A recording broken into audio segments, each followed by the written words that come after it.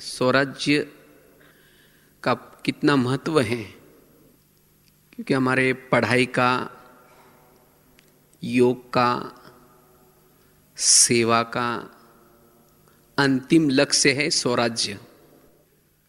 और स्वराज्य अधिकारी स्थिति यह हमारा संगम का लक्ष्य है। और इसी एक संगम के लक्ष्य से 84 जन्म की प्राप्ति है।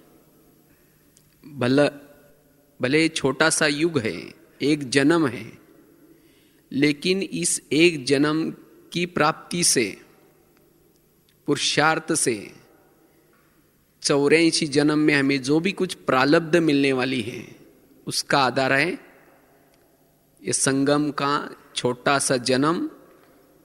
और उसमें भी पुरुषार्थ कौन सा? स्वराज्य। आज भी बाबा की साकार मुरली में एक बहुत सुंदर महावाक्य था, पुरुषार्थ बड़ा या प्रारब्ध बड़ी?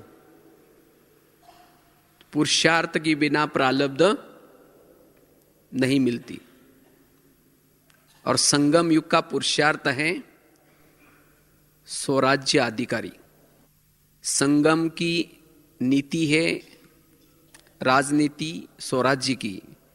सतयुग की राजनीति अलग होगी, सतयुग त्रेता की, और द्वापर और कलयुग की राजनीति तो आप सभी देख रहे हैं। तो उसी नीति से हमें अपना राज्य वापिस लेना है, स्वराज्य अधिकारी स्थिति से। क्योंकि आत्मा इस शरीर का राजा है, और आत्मा के ऑर्डर से मन, बुद्धि, संस्कार चलते हैं। और मन, बुद्धि और संस्कार के द्वारा एक कर्मेंद्रिय चलती है। जितना आत्मा के अंदर कंट्रोलिंग पावर, रूलिंग पावर होगी, उतना मन और बुद्धि, संस्कार वश में रहेंगे।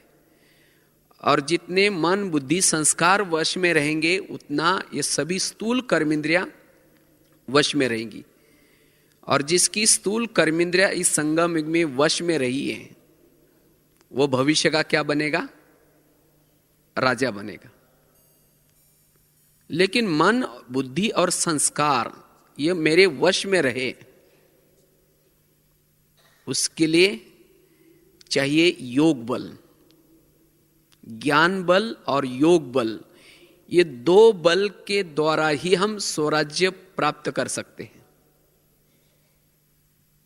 स्वराज्य तो क्या, भविष्य का प्रारब्ध भी प्राप्त कर सकते हैं। इसीलिए बाबा हर मुरली में कहते हैं, बच्चे मुझे याद करो।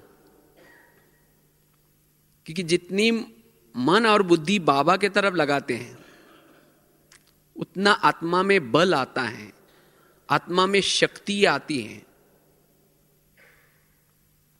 और जितना आत्मा में योग बल है, उतना मन, बुद्धि और संस्कार जहां चाहे, जैसे चाहे वैसे लगा सकते हैं।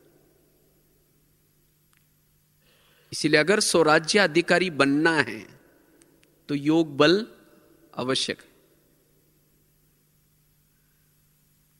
आज हम कभी कभी रॉयल आलस और आलबेला पर वश होकर के योग के तरफ ध्यान नहीं देते हैं। और जब योग के तरफ ध्यान नहीं देते, योग बल जब कम होता है, तब जाकर के मन, बुद्धि और संस्कार इसमें हलचल हो जाते हैं। वो तीनों आत्मा के ऊपर शासन करना शुरू करते हैं। जैसे कोई व्यक्ति अगर कुर्सी पर है, चेयर पर है, उसका महत्व होता है, सब उसके ऑर्डर मानते हैं। अगर वो चेयर पर से उतर जाए, उसकी कोई भी ऑर्डर नहीं मानता। इसी तरह जब हम रॉयल आलस और अलबेलापन वश हो करके जब योग बल जमा नहीं करते, सोचते कि हमने बहुत किया, बहुत योग लगाया, बहुत सेवा हुई, और योग के तरफ ध्यान नहीं देते,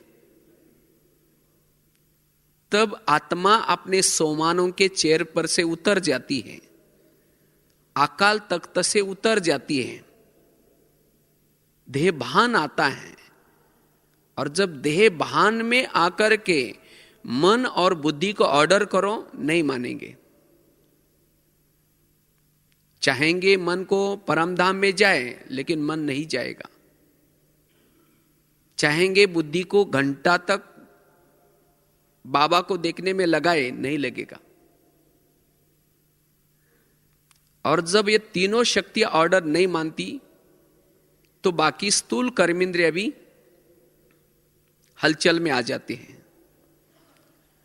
और जब आत्मा के शासन में ऐसी प्रक्रिया चालू हो जाती है, तब आत्मा असंतुष्ट हो जाते हैं।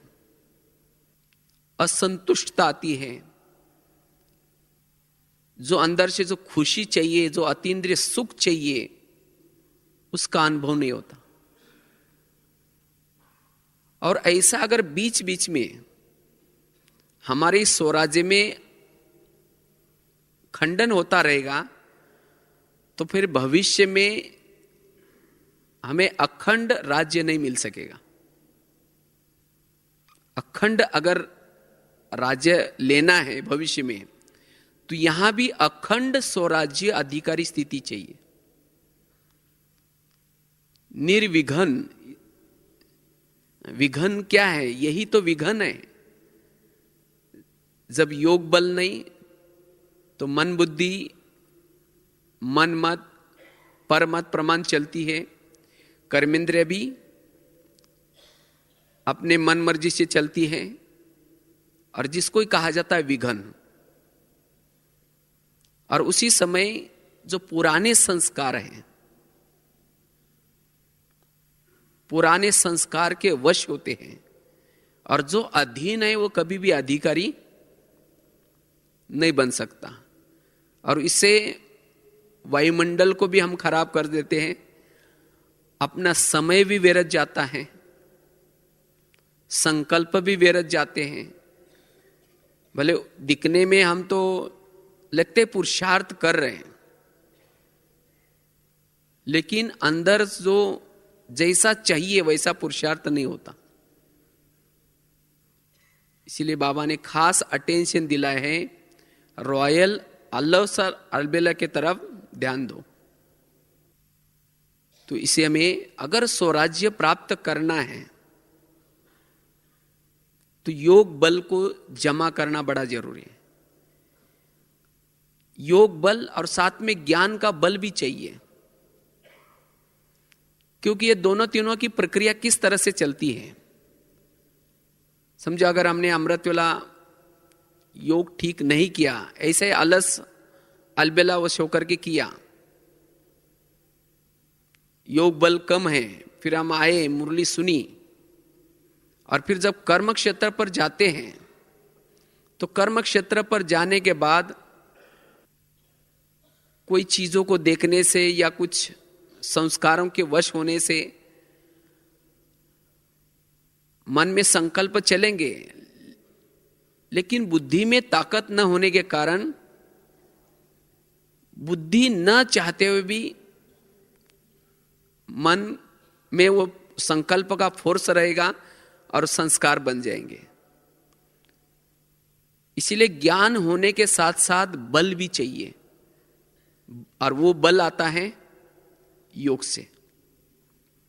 योग से कंट्रोलिंग पावर और रूलिंग पावर आते हैं। इसलिए ज्ञान के साथ साथ योग भी आवश्यक है। और केवल योग करने से भी नहीं चलेगा। अब योग तो किया, लेकिन बुद्धि यथार्थ निर्णय नहीं करेगी। ये करना चाहिए, क्योंकि ज्ञान बुद्धि में नहीं है, तो भी कंट्रोलिंग पावर, रूलिंग पावर नहीं आएगी। तो ज्ञान और योग दोनों बल के आधार से हम कंट्रोलिंग पावर और रूलिंग पावर को ला सकेंगे, और तब जाकर के आत्मा शक्तिशाली स्थिति का अनुभव करेगी, आत्माभिमानी स्थिति रहेगी। और जिसकी आत्माभिमानी स्थिति है, वो अपना स्वराज्य अच्छी तरह चला सकेगा, निर्विघन चला सकेगा। अगर आत्माभिमानी स्थिति है, तो गुण और शक्तियां साथ में रहेगी। जैसे राजा जब कहीं चलता है तो राजा अकेला नहीं चलता, राजा के साथ मंत्री होते हैं, साथ में उसकी प्रजा होते हैं, अधिकारी होते हैं। इसी तरह जो आत्माभिमानी स्थिति में रहता है, सोल कॉन्शियस स्थिति में रहता है, उसके साथ शक्तियां भी होगी, गुण भी होंगे। इसलिए बाबा कहते बच्चे आत्माभिमानी स्थिति को बनाओ। और जब हमारी आत्माभिमानी स्थिति है तब साक्षी होकर के, जैसे आज का स्लोगन भी था, कर्मेंद्र के द्वारा क्या करो, साक्षी होकर के कर्म कराओ। लेकिन वो कब हो सकेगी, वो कब बनेगी, जब हमारी अशरीरी स्थिति है, आत्माभिमानी स्थिति है। तो स्वराज्य लेने के लिए सबसे पहले हमारी चाहिए आत्माभिमानी स्थिति, अशरीरी स्थिति, और वो बनेगी योग से। योग बल और ज्ञान बल, अगर ये दो बल हमारे पास है तो अशरीरी स्थिति रहेगी, आत्मा जागृत रहेगा। अगर ये दो बल नहीं है तो फिर अंधेरा। इसीलिए कहते हैं ना, अंधेरी नगरी चौपट राजा टकेशर बाजी टकेशर खाजा। ये नगरी का राजा सोया पड़ा है और उसके कारण इस शरीर रूपी नगरी में जो चाहे हो रहे हैं। अगर संगम युग का हमारा एक एक दिन ऐसा जाएगा तो भविष्य का राज्य भी नहीं मिलेगा, क्योंकि अब हमारी अंतिम स्थिति, हम अंतिम स्थिति के तरफ जा रहे हैं। तो अब हमें चेक करना है, आज तक जो मैंने योग लगाया तो क्या मेरा योग यथार्थ था। अगर मेरा यथार्थ योग है तो मेरे अंदर कंट्रोलिंग पावर, रूलिंग पावर जरूरी है। अभी भी मेरे अंदर कंट्रोलिंग पावर, रूलिंग पावर नहीं है, मेरी वो निराकारी स्थिति नहीं रहती, इसका मतलब मेरा योग यथार्थ नहीं है। तो मुझे योग बल को क्या करना पड़ेगा, जमा करना पड़ेगा। और जो कोई संस्कार मेरे इस राज्य में धोखा देता है बार बार, उस संस्कार के तरफ हमें थोड़ा सा ध्यान देना पड़ेगा। क्योंकि जो संस्कार आपके जीवन में बार बार रिपीट हो रहे हैं और आपको वश कर रहे हैं, सभी कर्मेंद्रिय को वश कर रहे हैं, वही संस्कार अंतिम समय माया का गेट बनेगा, वही कमजोरी फेल कराएगी। इसीलिए जो संस्कार मेरे इस स्वराज्य में धोखा देता है, मेरे कर्मेंद्रिय का उस संस्कार के सामने कुछ नहीं चलता, वो अधीन हो जाते हैं, वो मेरा कमजोर संस्कार है। और उसी को खत्म करने का, उसी के पर जीत प्राप्त करने का पुरुषार्थ हमें करना है। जैसे भीष्म के सामने जब शिखंडी आ जाता है तो अपने हथियार क्या करता है, वो छोड़ देता है, क्योंकि दोनों का हिसाब किताब पिछले जन्मों का था। इसी तरह अनेक जन्मों में उस संस्कार के वश होकर के हमने ऐसे कर्म किए हैं। सभी संस्कार नहीं होते, लेकिन कौन सा आपका ऐसा संस्कार है जो उसकी कोई बातें आपके सामने आ जाते हैं तो आप भी हथियार डाल देते हैं, अर्थात उसके वश हो जाते हैं। तो वो है कड़ा संस्कार। और उस संस्कार को हमें क्या करना है, जीतना है। और इसलिए उस संस्कार के नॉलेजफुल होना बड़ा जरूरी है। इसीलिए बाबा कभी कभी मुरली में कहते हैं ना, बच्चे जो गलती होती है बार बार, उस गलती को क्या करो, बाबा को सुनाओ, खुले दिल से सुनाओ। जैसे कोई पेशेंट को कोई बीमारी होती है तो डॉक्टर को सुनाने से डॉक्टर उसकी दवाई देता है। अगर डॉक्टर को नहीं सुनाएंगे तो दवाई नहीं मिलेगी उसको। इसी तरह हमें भी अमृत वेला खुले दिल से बाबा, मैंने कल योग भी लगाया, मुरली भी सुनी, तो भी इस संस्कार के मैं वश हो गया, मेरे संकल्प चले, मेरी दृष्टि गई, मेरे कर्मों में आया, जो कुछ हुआ सब खुले दिल से अमृत वाला सुनाना। तो सुनाने से बाबा उसकी दवाई चाहे मुरली के द्वारा, चाहे किसी भाई बहनों के द्वारा या टचिंग के द्वारा जरूर देंगे, उसका बल भरेंगे आपके अंदर, और तब उस संस्कार को हम जीत प्राप्त करेंगे। और जो उस संस्कार को उसके ऊपर जीत प्राप्त करता है वही राज्य है। इसीलिए स्वराज्य अधिकारी बनने के लिए हमें उस कड़े संस्कार के ऊपर जीत प्राप्त करनी है। और वो कड़ा संस्कार भी क्यों आता है?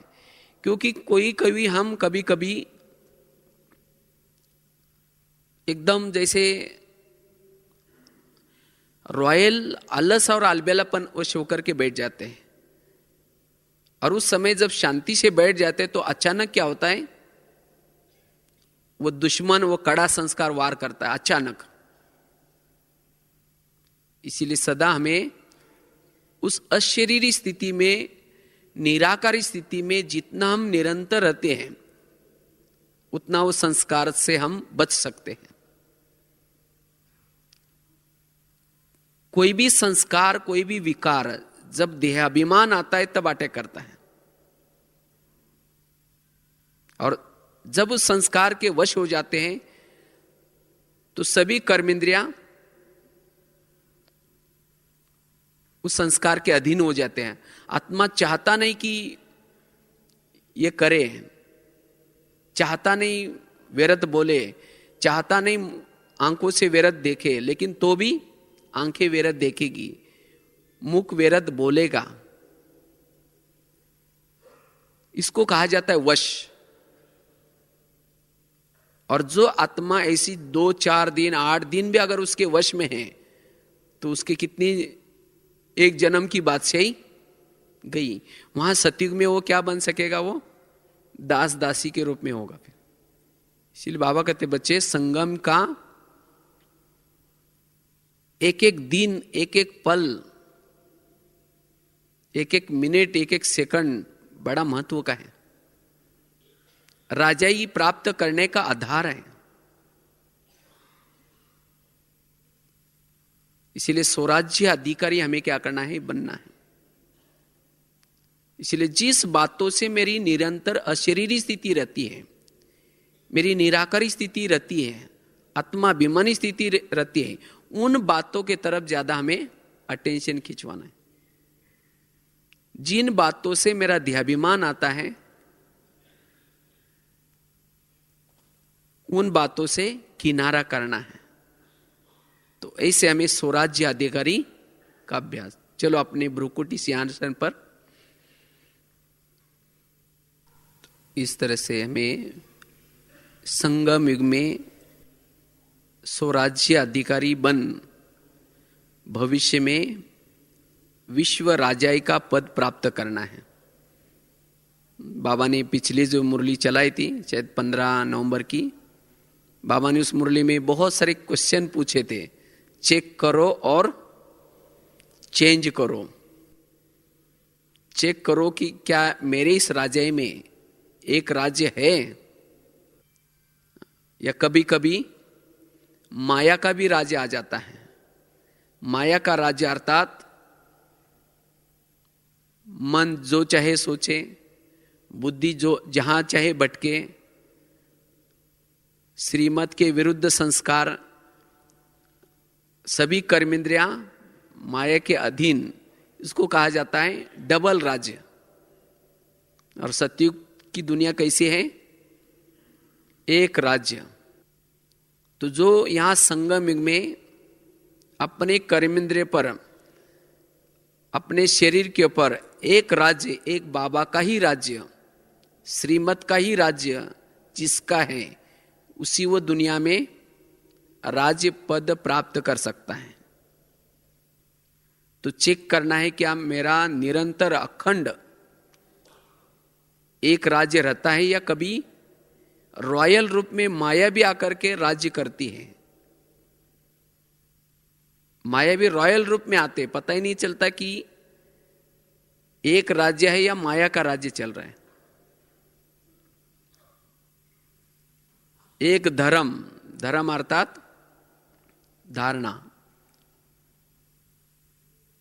पवित्रता की धारणा, यह है धर्म। या कभी कभी अपवित्रता भी हो जाता है, अर्थात धर्म, एक धर्म के बजाय और धर्म शुरू हो जाता है। चेक करना है और चेंज करना है। कहीं माया तो मेरे राज्य में दखल तो नहीं देती। कभी माया के प्रभाव में आकर के, वश में होकर के मन बुद्धि कार्य तो नहीं करती। चेक करना है और चेंज करना है, क्योंकि अब हमारा पुरुषार्थ का रिजल्ट आने वाला है। अभी भी हम अपने राजाई को चेंज कर सकते हैं। अगर अभी भी वश होंगे तो भी जितने दिन हमारे लिए मिलेंगे उतने के लिए तो राजा हम बन सकेंगे। और इसके लिए अंतर्मुखता की अवस्था चाहिए। अंतर्मुखी होकर के अपना स्वयं का ध्यान देना है। ब्रह्मा बाबा ने क्या पुरुषार्थ किया? ब्रह्मा बाबा ने मन के साथ, बुद्धि के साथ बातें की। हे मेरे मन, आज शाम को मेरे पास आना, मैं तुम्हारे से कुछ बातें करना चाहता हूं। हे मेरे बुद्धि, तुम कहीं माया से तो नहीं मिली? हाँ, इस तरह से बाबा ने अपनी गुह्य चेकिंग करके बाबा ने इतना बड़ा पद प्राप्त किया। तो आज हम बाकी तो सब कुछ कर रहे, सेवाएं कर रहे, सब कुछ करते हैं, लेकिन सो के राज्य के तरफ हमारा ध्यान नहीं है। अगर सो के तरफ ध्यान नहीं है तो राजाई का पद नहीं मिलेगा। क्योंकि राजाई के लिए बाबा ने फार्मूला क्या रखा है? जो स्वराज्य अधिकारी है वही क्या बनेगा? राजा बनेगा। चाहे वो समर्पित है, चाहे मधुवन में रहते हैं, चाहे सेंटर पर रहते हैं, चाहे साकार बाबा से मिले हैं या लास्ट में आए हैं, चाहे माताएं हैं, अनपढ़ है, कोई भी है, लेकिन उन्होंने ज्ञान में चलने के बाद स्वयं के ऊपर शासन कितना किया, उससे पद मिलेगा। इसलिए हमें अंतर्मुखी होकर के चेक करना है। इसीलिए बाबा ने कहा ना, सब वेरत से मुक्त, चाहे मन भी वेरत से मुक्त बन जाए, बुद्धि भी वेरत से मुक्त बन जाए, आंखें जो वेरत देखते हैं वो भी मुक्त हो जाए, तब हमारा समय का खजाना बच जाएगा। इसीलिए स्वराज्य अधिकारी स्थिति, और वो स्थिति को प्राप्त करने का आधार है आत्माभिमानी स्थिति। और आत्माभिमानी स्थिति बनेगी योग बल के आधार से। इसीलिए उससे पहले भी बाबा ने तो सीजन की स्टार्टिंग की मुरली बाबा ने कहा ना, खजाना को क्या करो? जमा करो, ज्ञान का खजाना। अगर आपके पास ज्ञान का खजाना भरपूर है, उसकी निशानी क्या है? आपके पास ज्ञान का फुल खजाना है, उसकी निशानी वो आत्मा बंधनों से मुक्त होगी। कोई भी बातों का उसको बंधन नहीं अनुभव होगा, अर्थात कोई इंद्रियों के वश भी नहीं होंगी। कोई विपरीत परिस्थिति आई उसका भी संकल्प नहीं चलेंगे उसको। हर परिस्थिति में वो बंधन से मुक्त रहेगी। अगर इतना सारा ज्ञान मेरे पास है, कोई परिस्थिति आई, किसी ने अपमान किया, निंदा किया, तो भी मन में संकल्प चलते हैं, इसका मतलब मैं नॉलेजफुल नहीं हुआ, नॉलेज की खजाने की मेरे पास कमी है। तो इसलिए जिसके पास एक ज्ञान का खजाना, चाहे ड्रामा का ज्ञान, कर्मों की गुह्य गति का ज्ञान, हर एक आत्मा का अपना अपना पार्ट है, ये ज्ञान, जितना ज्ञान को हम यूज करते हैं वो आत्मा बंधनों से मुक्त रहेगी। और जो बंधनों से मुक्त है वो संपन्न अनुभव करेगी, शक्तिशाली अनुभव करेगी। उसके बाद दूसरा खजाना, योग का खजाना। अगर आपके पास योग का खजाना जमा है, आपने ब्राह्मण बनकर के खूब योग लगाए हैं, चाहे कर्म योग चाहे बैठक योग, तो आपके पास शक्तियों का खजाना भरपूर होगा। कोई भी विपरीत परिस्थिति आई तो वो शक्ति उसका सामना करेगी, सहन शक्ति भी होगी, सामना करने की शक्ति भी होगी। अगर कोई भी विपरीत परिस्थिति आती है लेकिन मेरे पास कोई शक्ति नहीं आती, इसका मतलब मेरे पास योग का खजाना कम है। तो मुझे क्या करना पड़ेगा? और भी मेहनत करके, टाइम निकाल करके योग लगाने का पुरुषार्थ करना पड़ेगा, और तब जाकर के योग की शक्ति जमा होगी। अगर मेरे पास धारणा का खजाना भरपूर है तो धारणा से क्या होगा? गुण आएंगे, शांति का गुण। अगर मुझे अभी भी शांति का अनुभव नहीं होता, इसका मतलब मेरी धारणा, जो भी धारणाएं है वो धारणाओं में कमी है। शांति का गुण, एकाग्रता का गुण, नम्रता का गुण, बहुत सारे गुण हैं। ये गुणों का आधार है धारणाएं। जितनी आपके जीवन में धारणाएं होंगी, धारणा से गुण आते हैं। तो इस तरह से चेक करना है मेरे पास ये खजाने जमा है। अगर नहीं है तो उस सब्जेक्ट की तरह मैं ध्यान देना पड़ेगा। और सेवाओं के खजानों से दुआएं जमा होती है। दुआएं, अगर आपके पास दुआओं का खजाना है, उसकी निशानी दुआओं से सदा हल्का रहेगा। जो दुआएं वाला है वो बेफिक्र बादशाह रहेगा, भरपूर होगा। जैसा किसी के पास धन भरपूर है तो बेफिक्र चलता है वो, उसको कोई फिक्र नहीं होती। तो इसी तरह मेरे पास अगर मैंने इतनी सेवाएं की, अगर मेरी वो स्थिति है बेफिक्र, कोई फिक्र नहीं, तो समझो मेरे पास दुआओं का खजाना भरपूर है। और जिसके पास दुआएं हैं वो सहज योगी हो सकेगा, सहज उसका बाबा से योग लगेगा। अगर योग में मेहनत लगती है, योग में अनुभव नहीं होता, पुरुषार्थ करना पड़ता है, इसका मतलब मेरे पास दुआएं नहीं है। भले मैंने सेवाएं बहुत की लेकिन दुआओं में लीकेज हो गया कहीं ना कहीं से, चाहे नाम से, चाहे मान से, चाहे ईर्ष्या से, चाहे और बातों से लीकेज हो गया। भले सेवाएं तो बहुत की है, दुआएं योग के लिए विमान का काम करती हैं। इसलिए चेक करना है दुआओं का खजाना है, अर्थात सेवाएं की। अगर नहीं है दुआएं तो और सेवा करके मुझे दुआएं जमा करनी है। और जो ये 4 खजानों में आत्मा भरपूर होगी, 4 सब्जेक्ट में, वो सदा अशरीरी स्थिति में रह सकेंगी, वो निराकारी स्थिति में रह सकेंगी, सदा संतुष्ट रह सकेंगी, और वही अपना स्वराज्य चला सकेगी। उसके राज्य में कोई भी दुख अशांति का नाम नहीं है, सदा सुख ही सुख। और जिसका संगम में स्वराज्य में सुख है, शांति है, वही आने वाली ऐसी दुनिया में उस स्थिति में रहेगा। तो इसलिए हमें चेक करना है और अभी भी चेंज करना है। राजा कौन बनेगा, साहूकार कौन बनेगा, दासी कौन बनेगा, उसकी सिस्टम है। समझो हम ज्ञान में चलते हैं, ज्ञान में चलते हैं, योग का अभ्यास भी करते हैं, मुरली भी रोज सुनते हैं, लेकिन कभी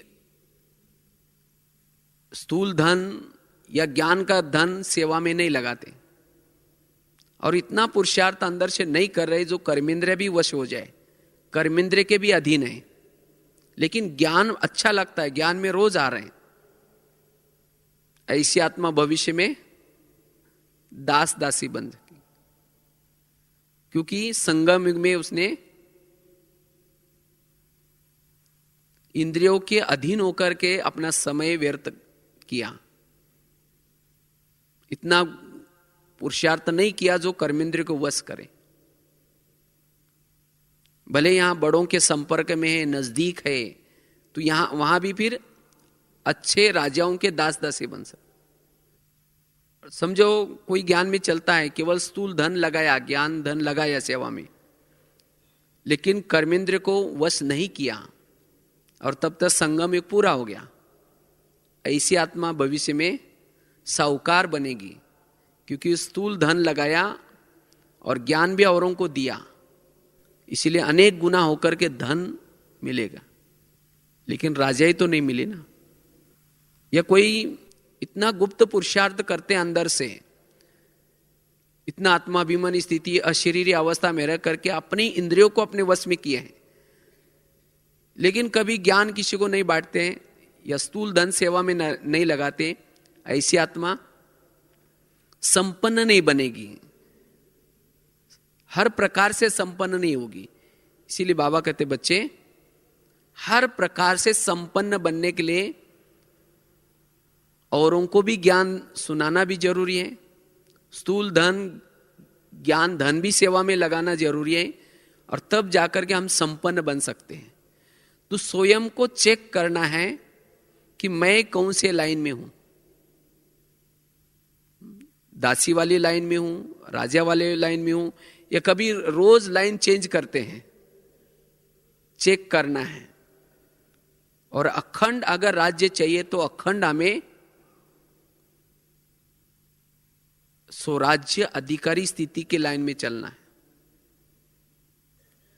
इसलिए संगम युग में जो स्वराज्य अधिकारी आत्माएं बनती है, वही भविष्य में विश्व का राज्य प्राप्त कर सकती है। और इसका आधार है ये हमारी निरंतर अशरीरी अवस्था, निरंतर आत्मा अभिमानी स्थिति। और आत्मा अभिमानी स्थिति में रह करके अपने सिंहासन पर बैठ करके रोज अपने राजाई की चेकिंग करो। जैसे स्थूल राजाई क्या करते हैं, दरबार लगाते हैं, इसी तरह हमें भी क्या करना है, दरबार लगाना है, क्योंकि भविष्य के राजाई के संस्कार यहीं डालने हैं, यहीं हमें ये संस्कार डाल करके वहां जाना है। अगर यहां कभी दरबार ही नहीं लगाया, किसी को ऑर्डर ही नहीं किया और वहां राजाएं बनाए जाए राजा, तो वहां कैसे करेंगे फिर? इसीलिए बाबा कहते हैं रोज अपना दरबार लगा दो, जैसे ब्रह्मा बाबा भी लगाते थे। तो कैसे दरबार लगाना है? रोज अमृत वेला योग करके जब हम आत्मा अभिमानी स्थिति में आते हैं ऊपर से, तो समझो कि मैं आत्मा एक राजा हूं और शरीर मेरा एक देश है, और इसी देश में मैं राज्य करने के लिए ऊपर से आ रहा हूं। मैं आत्मा राजा हूं और मेरा सिंहासन क्या है, ब्रुकुटी है। और ब्रुकुटी सिंहासन पर बैठ करके अमृत वेला 4:45 बजे से 5 बजे तक या 5 मिनट केवल हम अपने सभी कर्मेंद्र से थोड़ी बातें करें। सबसे पहले जब शरीर में प्रवेश किया तो गुड मॉर्निंग करो, और सबसे बात करनी है कैसी? सबसे पहले कान से बात करो। हे मेरे कान, तुम मेरे इस राजा के शान हो। अगर तुम मेरे इस राजा में ना होते तो मैं भगवान के महावाक्य कैसे सुनता? तुम्हारे कारण मैं भगवान के महावाक्य सुनता हूं, और मेरा तो तुम्हारे पर बहुत विश्वास है, और इसीलिए मैंने तुम्हें बॉर्डर पर रखा है। कान कहाँ है? बॉर्डर पर है। लेकिन मेरा तो तुम्हारे पर विश्वास है और मैंने तो तुम्हें बॉर्डर पर रखा है, लेकिन तुम कभी कभी आजकल मुझे धोखा दे रहे हो। मुझे तो पता नहीं था, लेकिन मैं मेरा परम हितैषी दोस्त मित्र शिव बाबा जब आज उसके पास गया था, क्योंकि मुझे मेरी राजाई प्राप्त करनी है, और इसीलिए उन्होंने खास आपके लिए थोड़ा सा इशारा किया है। कान आपके बहुत धोखा दे रहे, इसीलिए हे कान, तुम मेरे राज्य में रहते हो, मेरा खाते हो और मुझे धोखा देते हो। क्योंकि कान जिंदा क्यों है? कान के अंदर जो जीवाणु है, वहां आत्मा जो खून जो तैयार करते हैं मतलब शरीर में, वो सप्लाई होता है। लेकिन आत्मा के राज्य में रहता है, बॉर्डर पर रहता है और दुश्मन से मिला हुआ है। अगर कोई घर का ही भेदी बनता है या कोई बॉर्डर का ही अगर कोई दुश्मन से मिला होता है, उसकी हालत क्या होगी उस देश की? इसीलिए हे कान, आज सारा दिन तुम्हें थोड़ा सा अटेंशन देना है। अगर तुमने कुछ भी व्यर्थ सुना तो मैं तुम्हें सजा दे सकता हूं, क्योंकि अब मैं राजा जागृत हो गया। इतना दिन मैं तो सो गया, मुझे पता ही नहीं चला था कि मैं कहां हूं। आप लोगों के ऊपर राजाई छोड़ दी थी, लेकिन अब मुझे मेरे परम हितैषी ने, दोस्त ने मुझे हिम्मत दी और बल भी दिया, और उसने कहा कि मैं तुम्हें गाइडेंस दूंगा, बताऊंगा, तुम दोबारा राज्य प्राप्त कर सकते हो। फिर आगे चलो मुख के पास। है मुख, तुम भी मेरे इस राज्य के शान हो। अगर तुम मेरे इस राज्य में ना होते तो मैं भगवान के महावाक्य औरों को सुना करके दुआएं कैसे प्राप्त करता? और इसीलिए मैंने तुम्हें अपने राज्य में स्थान इसीलिए दिया है क्योंकि तुम्हारे द्वारा मैं ज्ञान सुना करके दुआएं प्राप्त करता हूं। लेकिन कभी कभी तुम ज्ञान सुनाते सुनाते किसी का परचिंतन भी करते हो, व्यर्थ बातें भी बोलते हो। क्या मैंने इसीलिए तुम्हें स्थान दिया है? अगर तुम व्यर्थ बोलेगा तो तुम्हें मैं सजा दे सकता हूं। फिर शाम को चेक करूंगा। फिर आगे चलो आंखों के पास। ये आंखें, मुझे तो 84 जन्म में बहुत सारे आंखें मिली, लेकिन तुम्हारे जैसे भाग्यशाली आंखें कोई नहीं मिली, क्योंकि तुम्हारे द्वारा मैं उस सत्यम शिवम सुंदरम को देखा है कि आज उसको देखने के लिए लोग तरसते हैं। और मैंने तो तुम्हारे द्वारा घंटों तक उसको देखा है। क्या तुम्हें उसको देखने के बाद तुम तृप्त नहीं बने? तुम इस संसार की व्यर्थ बातें क्यों देखते हो? अगर तुम व्यर्थ देखेगा, मैं तुम्हें सजा दूंगा। आगे चलो मन के पास। हे मन, देखो तुम परमात्मा का गुणगान गाने के एवजी व्यर्थ गुणगान क्यों गाते हो? मैं आत्मा तो उसके पास नहीं जा सकता, लेकिन तुम तो घंटों तक वहां जाकर के उसका गुणगान गा सकते हो। इसीलिए तुम्हें व्यर्थ गुणगान, व्यर्थ चिंतन नहीं करना है। अगर व्यर्थ चिंतन करेगा, मैं तुम्हें सजा दूंगा। आगे चलो बुद्धि के पास। हे बुद्धि, मैंने तो तुम्हें पूरा इस देश का, इस शरीर का मंत्री बनाया है, योग्य समझा है, लेकिन तुमने तो मुझे धोखा देंगे, विश्वासघात करेंगे, ये तो मुझे पता ही नहीं था। तुमने तो मेरे राजाई में क्या किया?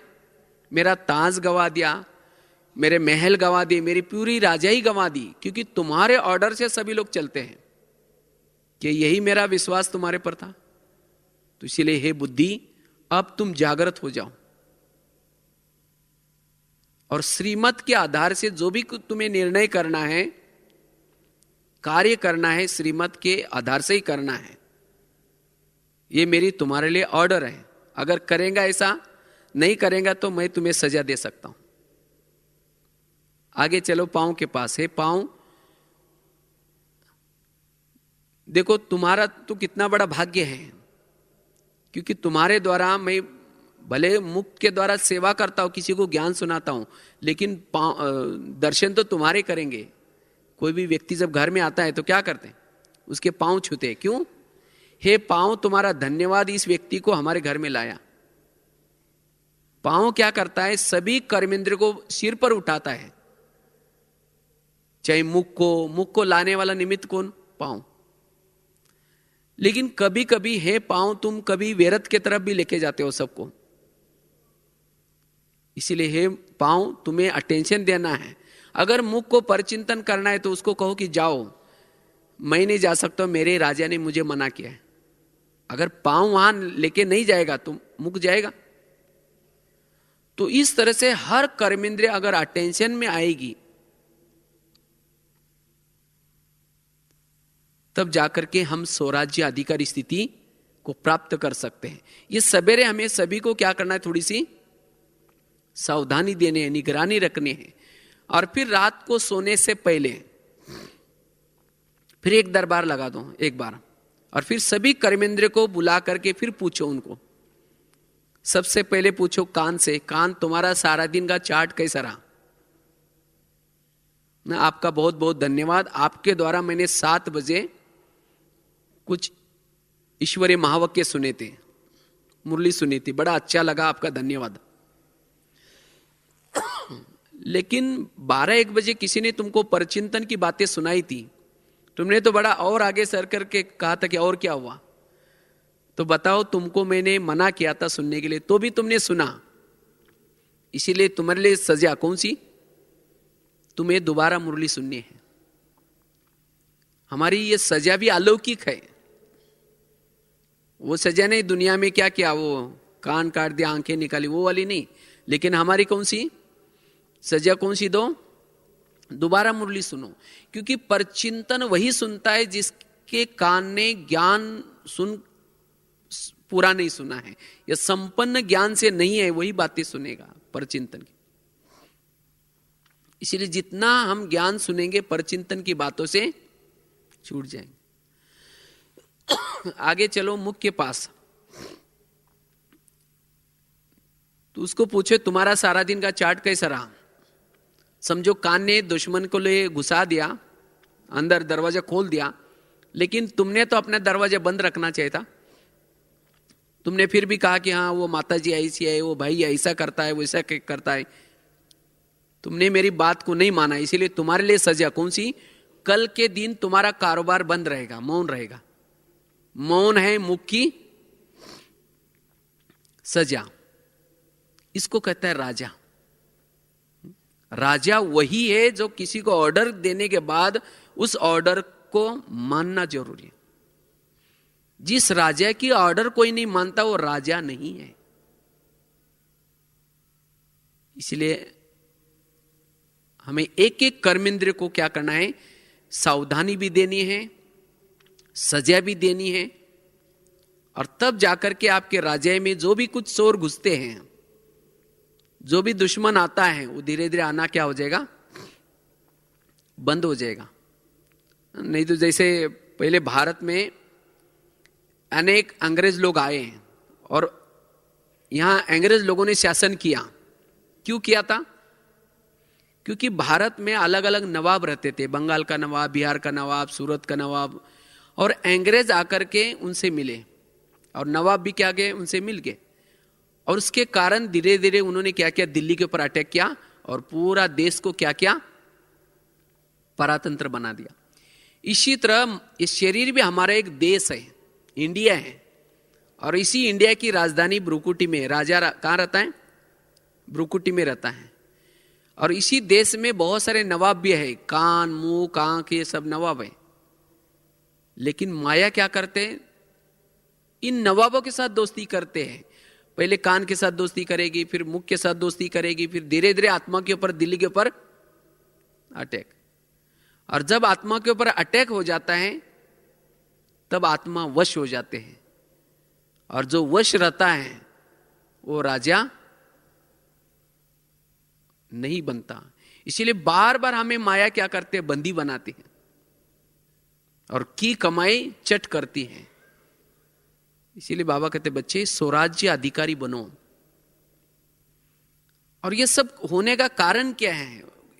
कर्मेंद्रिय अपनी मर्जी में चलते हैं, मन बुद्धि तीनों शक्तियां अपनी मर्जी से में चलती है। उसका मूल कारण है आत्मा की विस्मृति, आत्मस्थिति की कमी। जैसे घर में कोई बड़ा होता है तो छोटे लड़ेंगे नहीं, चुपचाप बैठेंगे। अगर घर में कोई बड़ा नहीं तो अपनी मर्जी चलाना शुरू करते हैं। इसी तरह शरीर रूपी घर में जितना हमारी आत्मा अभिमानी स्थिति है, सब इंद्रियां अपने वश में रहेगी। इसीलिए बाबा कहते बच्चे ये आत्माभिमानी स्थिति का पाठ हमें क्या करना है, पक्का करना है। और वो पाठ कैसे पक्का होगा, इसके लिए अमृत वेला का योग। इसीलिए खास उसी मुरली में आप लोग अगर पढ़ी होंगे वो मुरली, स्वराज्य अधिकारी की जो मुरली थी, बाबा ने अमृत वेले के तरफ अटेंशन खिंचवाया था, क्योंकि अमृत वेला बाबा शक्तियां देता है। हम अपनी राजाई को प्राप्त करने की शक्तियां मिलती हैं अमृत वेला। तो जो अमृत वेला अच्छी तरह विधि पूर्वक करता है, और सारा दिन भी केवल अमृत वेला करने से भी नहीं होगा, लेकिन सारा दिन भी व्यर्थ से बच करके रहना है। कुछ भी विपरीत परिस्थिति आते हैं तो भी मन क्या हुआ, कैसे हुआ, ये क्यों हुआ, जिसको बाबा ने अभी होमवर्क दिया ना, उसको जो बिंदी लगाता है, फुल स्टॉप लगाता है, उसकी शक्तियां बच जाती है। और जिसकी ये शक्तियां बच जाएंगी वो ऑटोमेटिकली आत्माभिमानी स्थिति का, अशरीरी स्थिति का अनुभव करेगा। और जो अशरीरी स्थिति का अनुभव सारा दिन करेगा वो ऑटोमेटिकली उसका राज्य कर्मेंद्र पर रहेगा। क्योंकि माया अब क्या करते हैं, देहभान में लाने के लिए, स्वराज्य में दखल देने के लिए क्या करते हैं, कोई ना कोई समस्या के रूप में, कोई ना कोई परिस्थिति के रूप में, मान अपमान के रूप में आती है। लेकिन बाबा ने तो हमें चाबी दी है, कौन सी, जो हुआ अच्छा हुआ, जो हो रहा है अच्छा। मैं भी बिंदी, बाप बिंदी और ड्रामा बिंदी। और जो बिंदी लगाता है उसकी शक्तियां बच जाएगी और वो अशरीरी स्थिति का अनुभव करेगा। और जिसकी अशरीरी स्थिति है वो ऑटोमेटिकली उसका स्वराज्य बहुत अच्छा चलेगा, एक धर्म चलेगा, एक राज्य रहेगा, लॉ और ऑर्डर प्रमाण सब चलेंगे। लॉ क्या है, ईश्वरीय नियम, बेफिक्र बादशाह रहेगा, और उसके राज्य में अतीन्द्रिय सुख रहेगा। तो चेक करना है मेरे राज्य की हालत क्या है। अगर मेरे राज्य में कभी एक दिन राज्य रहती है और दूसरे दिन राज्य खत्म हो जाते हैं, माया हमें बंदी बना लेते हैं, वो अखंड राज्य अधिकारी नहीं बनेगा। इसीलिए बाबा कहते हैं अखंड निर्विघ्न बनो। और जो अखंड निर्विघ्न बनेगा वही अखंड राजाई प्राप्त करेगा। इसीलिए हमें स्वराज्य अधिकारी स्थिति को क्या करना है, बनाना है। इसीलिए कहते हैं ना, पहले आप अपने घर को सुधारो, बाद में दूसरों को सुनाओ। घर मतलब लौकिक घर की बात नहीं, शरीर आत्मा का घर है। इस घर में रहने वालों को, हर इंद्रियों को क्या करना है, ज्ञानी बनाना है। हर कर्मेंद्रिया ज्ञानी बने। और जब हर कर्मेंद्रिया अगर ज्ञानी बनेगी, ज्ञान युक्त होकर के चलेगी, तब हमारे चाल और चलन से सेवा होगी। बाबा ने कहा ना, चाल और चलन चेहरे से सेवा करो, और तब आत्मा की चमक भी बढ़ेगी। इसलिए ऐसे हमें क्या करना है, ये स्वराज्य अधिकारी स्थिति का पुरुषार्थ करना है। और जो ये स्वराज्य अधिकारी स्थिति को बना करके रखता है वही भविष्य का क्या बन सकता है, राजा बन सकता है। तो राजा बनने के लिए दौड़ने की, इधर उधर ये करने की जरूरत नहीं, लेकिन पहले अपने अंदर जाना जरूरी है, अंदर उतरना जरूरी है, और साथ में हर प्रकार से सेवा करनी है। तो ऐसे हमें स्वराज्य अधिकारी बनने के लिए ये निराकारी स्थिति, आत्माभिमानी स्थिति का अनुभव करना है। और उसके लिए अमृत वेले की तरफ ध्यान, और सारा दिन जो भाई बाबा ने होमवर्क दिए हैं, क्योंकि हमारा लक्ष्य ही है स्वराज्य अधिकारी संस्कार परिवर्तन। इसलिए बाबा बीच बीच में ऐसे होमवर्क भी देते हैं। तो ऐसे हमें संपन्न राजा बनने का पुरुषार्थ करना है। अच्छा, ओम शांति।